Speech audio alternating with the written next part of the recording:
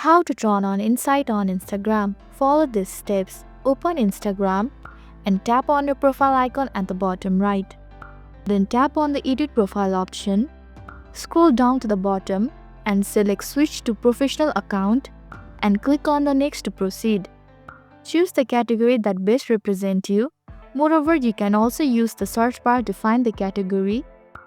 After choosing the category, tap on the Switch to Professional Account button at the bottom. You either choose a business account or a creator account. After selecting, tap on the Next button.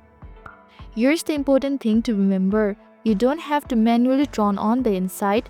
It's automatically activated when you switch to a professional account. Once you have switched to a professional account, click on the 3 horizontal lines at the top right of your profile. Scroll down and select Insights. Finally, you can explore your reach and audience demographic. That's all. This is how to turn on Insights on Instagram.